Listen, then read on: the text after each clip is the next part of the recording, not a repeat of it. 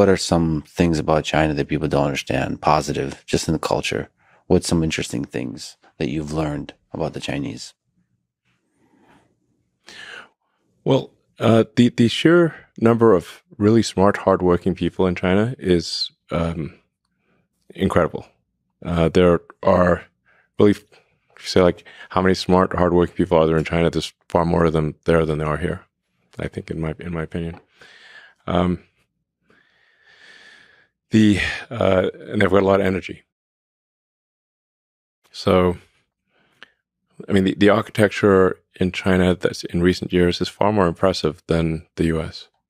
I mean, the train stations, the buildings, the high-speed rail, everything. It's really far more impressive than what we have in the U.S. I mean, I recommend somebody just go to Shanghai and Beijing, look at the buildings, and go to, take the train from Beijing to Xi'an, where you have the terracotta warriors. China's got an incredible history, very long history. And, I think arguably in terms of the use of language from a written standpoint, sort of one of the oldest, perhaps the oldest written language.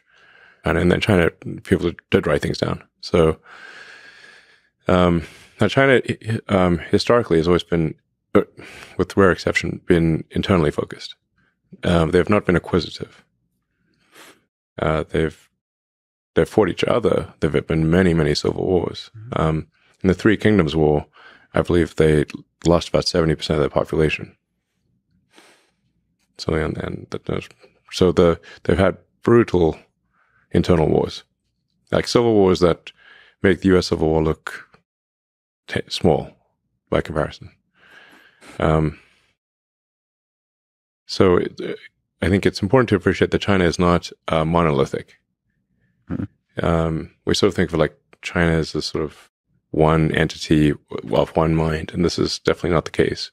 From what I've seen, and I think most people who understand China would agree, that people in China think about China 10 times more than they think about anything outside of China.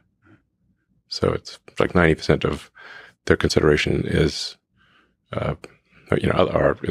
internal. The good news, the history of China suggests that China is not acquisitive, meaning they're not going to go out and invade a whole bunch of countries. Now China does feel very strongly about Taiwan. They've been very clear about that for a long time. From their standpoint, it would be like one of the states is not there like Hawaii or something like that, but more significant than Hawaii. And Hawaii is pretty significant for us. So they view it as really there's a fundamental part of China, the island of Formosa, now Taiwan, that is not part of China but should be. And the only reason it hasn't been is because of the U.S. Pacific Fleet. China has been very clear that they will incorporate Taiwan peacefully or militarily, but that they will incorporate it from their standpoint is 100% likely. Well, like China's got a huge population collapse problem. Really? Yeah.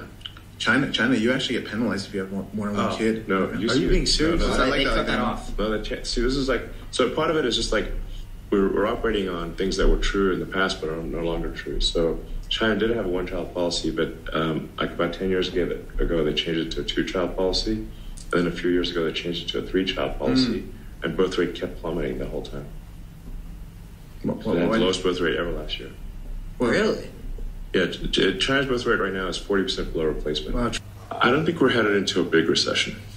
I'd say like maybe a mild recession, but it could be a mild recession that lasts for a couple of years, something like that, But the thing that's just hard to predict are like, like if there's like a war between China and Taiwan or something like that, that would send the world into a recession, and that's a possibility. If there's some like big event,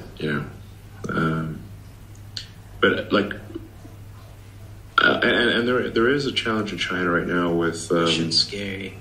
The Taiwan-China. The Taiwan-China stuff is worrying. That was scary. There is, independent of that, there is there's kind of a looming bust in the property market in China, where there's just been they've overbuilt apartments and buildings in general. There's just too many primary housing units in China, which seems crazy because a lot of people in China, but China has overbuilt primary housing units, and people have speculated on primary housing units, just like the U.S. did in the lead up to 2008. So in the U.S. lead up to 2008, the U.S. was building primary housing units at twice the rate of household formation. So if you're making houses twice as fast as families are forming, then obviously something got to give. We're doing that in the U.S. for a while, and so China's been doing that as well, but even more. So that's a correction that's going to happen, but ultimately the Chinese economy will be gigantic and is gigantic, and will recover from this. But there's going to be probably a temporary recession in China, driven by an overallocation of resources towards construction.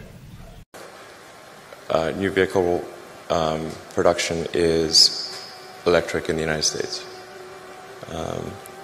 and China's probably going to be ahead of that because China's been super pro EV. I don't think a lot of people know this, but China's environmental policies are way ahead of the U.S. Like their mandate for renewable energy far exceeds the U.S.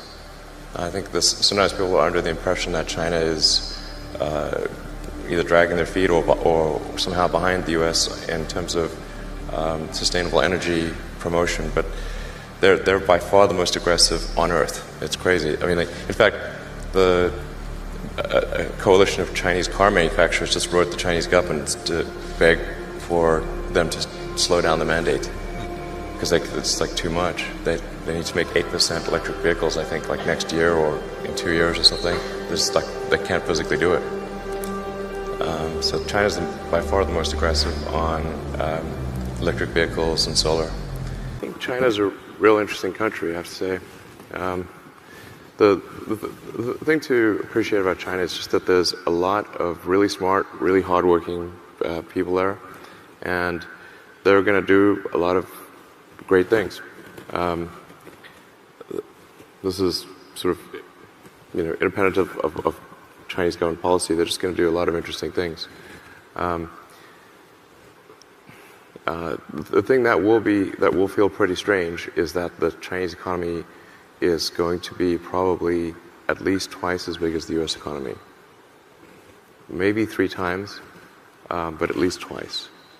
And that assumes a GDP per capita still less than the U.S. But since they have about 4 or 5 times the population, then it would only require getting to a GDP per capita of half the United States for their economy to be twice the size of ours. And as I'm sure people in this room know, the foundation of war is economics. And so if you have half the resources of the counterparty, then you better be real innovative. If you're not innovative, you're going to lose. So therefore, in order for the US to be competitive on a military level, the innovation has to overcome a gigantic gap in economic output.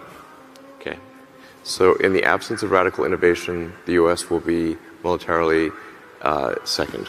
Okay. 听完以后呢，觉得他的分析还是很对的。至少阿林汉汉呢就提到了房地产的萧条，也很厉害。而且关于人口的问题呢，我也非常的认同啊。如果说没有更好的福利，没有更进一步的完善系统，人口减少呢将面临很多大问题。好，这次的分享呢就到这里，谢谢大家。